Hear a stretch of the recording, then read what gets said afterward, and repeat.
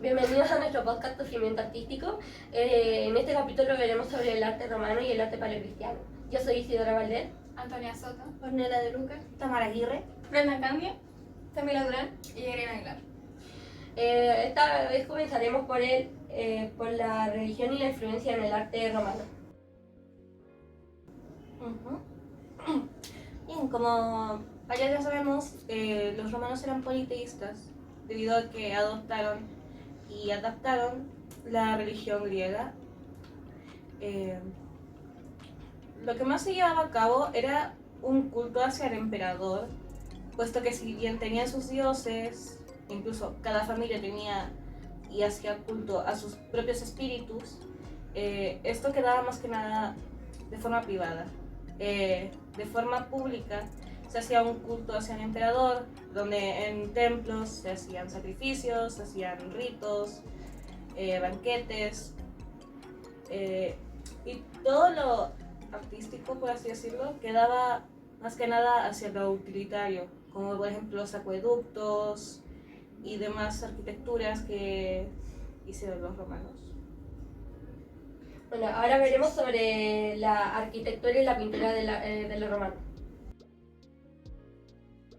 Una de las características destacables del arte romano fue su capacidad para adaptar influencias de otras culturas, como la cultura griega, etruscos y otras culturas, para crear un propio estilo artístico.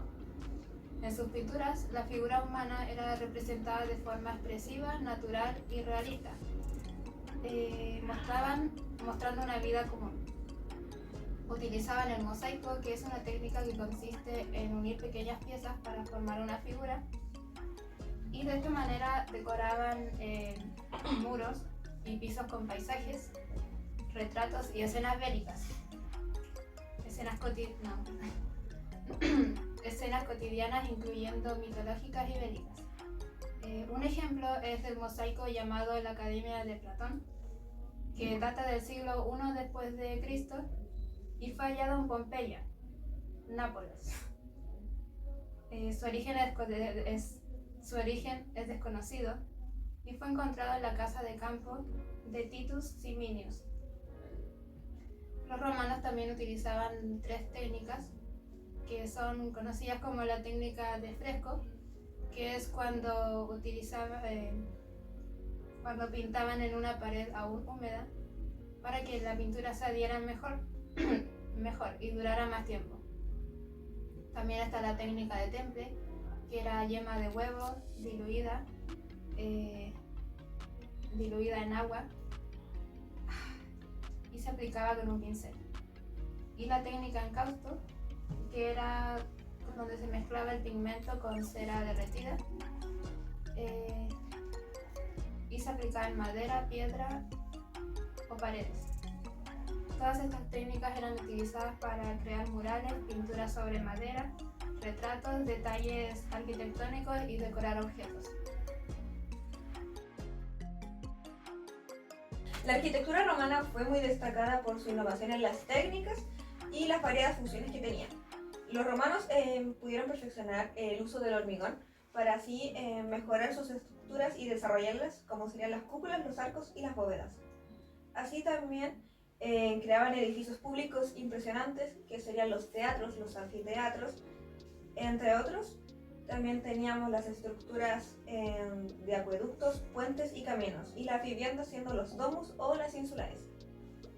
Los edificios que creaban los romanos eran monumentales, ya que estaban hechos para impresionar tanto a su imperio como a los pueblos vecinos. Las ciudades romanas también tenían en común un diseño de una cuadrícula. Cada ciudad tenía el mismo diseño. También en sus estructuras ocupaban las esculturas, pero en uso de relieve para las columnas, para hacer una decoración mucho más llamativa y perfeccionista. También se notaba en estas mismas creaciones la inspiración que tenían en la arquitectura griega. Algo importante también a detallar es que las arquitecturas romanas, cada detalle sigue prevaleciendo hasta hoy en día, siendo inspiración para varias construcciones modernas.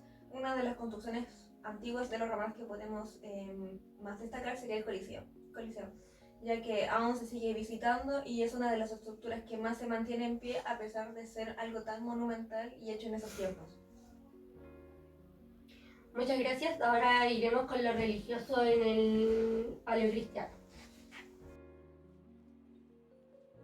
A diferencia del arte romano, en el arte paleocristiano, el arte y la religión están ligadas, puesto que el arte se utilizaba para expresar las creencias y decorar los lugares de culto.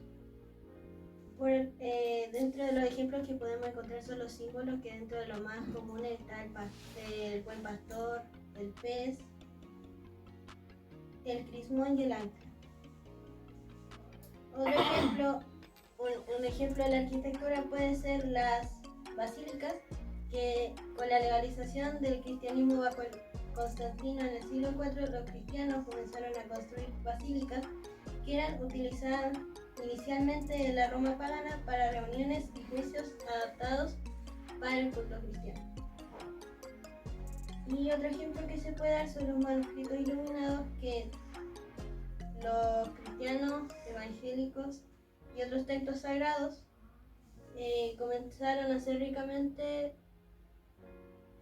decorados con ilustraciones iniciales adornadas.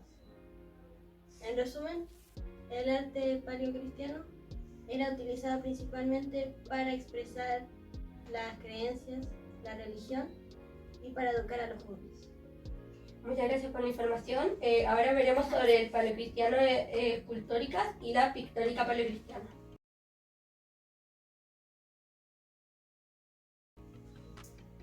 Bueno, como dijo mi compañera, algo muy importante del arte paleocristiano era su conexión con la religión, pero además, específicamente por este arte escultórico, existía una conexión también muy fuerte con todo lo que era funerario. Algo muy importante eran las catacumbas, en donde se encontraba todo este arte, ya sea escultórico y también pictórico, de esta época paleocristiana. Uno de estos trabajos más importantes es encontrado en la tumba de un patricio romano que era bastante adinerado, llamado Junio Baso. En su sarcófago, en su tumba, estaba esculpido, hecho con relieve, dos ¿cómo se llaman? Predicadores de la religión cristiana, San Pedro y San Pablo. Y al medio de ellos se encontraba una representación de Cristo. Además, cabe destacar que en esta época de Roma, en donde la religión católica no era claramente la religión legal, los cristianos eran perseguidos y seguramente eran asesinados, por lo que todo este arte tenía que estar escondido. Por esto también la gran mayoría de este arte se encontraba en las catacumbas y en las tumbas. También otra escultura que es importante destacar de este periodo es el Cristo Pedagogo, que es, por decirlo así, otra versión o otra representación de Cristo, además de esta visión del buen pastor, que era la más conocida. Este Cristo Pedagogo se muestra más joven y también tiene esta como simbología de guía y también como de enseñanza, de que le enseña a sus seguidores. Y esta no es la única vez, por decirlo así, que es demostrado como maestro, porque también en la necrópolis de Tarragona fue encontrado nuevamente en otra tumba un trabajo escultórico llamado el sarcófago de Cristo, nuevamente demostrado como este maestro, que le enseñaba a quien se dice que era un niño por su estatura y también a dos personas que estaban atrás, seguramente enseñándole acerca de esta religión cristiana. Bueno, hablando ya más de la pintura fue como de las primeras manifestaciones del arte cristiano, encontrándose también en las catacumbas. Como había mencionado anteriormente mi compañera, estas eran frescos, eran pinturas sobre una base preparada, sobre la pared preparada para que esta estuviera húmeda y absorbiera la pintura y así pudiera conservarse durante más tiempo.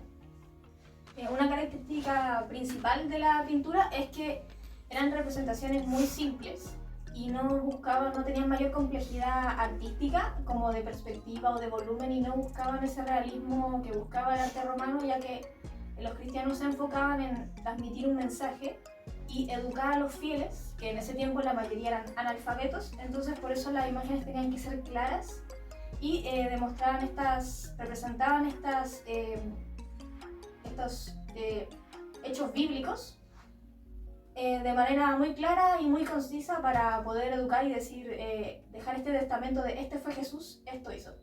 Entonces siempre está presente esta simplicidad y esta simbología también. Eso.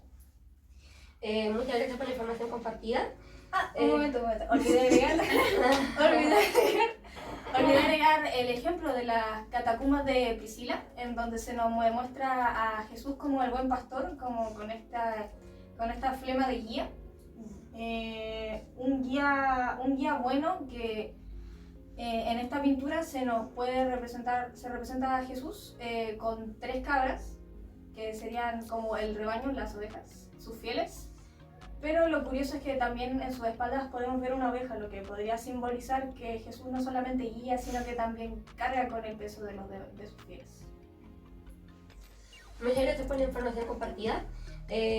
Como cierre, podemos decir que la religión fue una fuente de inspiración importante tanto para el arte romano como para el arte paleocristiano, incluyéndolo en sus obras como fuente de expresión.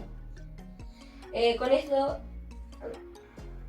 Bueno, también podemos destacar de que ambas, el paleocristiano y el arte romano, se siguen prevaleciendo hoy en día. Quizás no tanto como fue en su tiempo, pero sino detalles. Por ejemplo, en el arte romano se puede ver en la arquitectura y también en la perfección, porque como eran muy perfeccionistas, ellos también tenían ciertas áreas como matemáticas, otras reglas que tienen que cumplir para crear esculturas, pinturas y hasta arquitectura.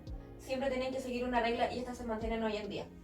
Sí, y es igual importante destacar que, aunque lo dijimos, esta diferencia entre el arte paleocristiano y el arte romano, de que los romanos se enfocaban mucho en este perfeccionismo y en este realismo en la gran mayoría de cosas, mientras que el paleocristiano, nuevamente, como al ser perseguidos y no tenían mucho tiempo, era mucho más simple y no era tan, entre comillas, como perfecto a comparación de los romanos.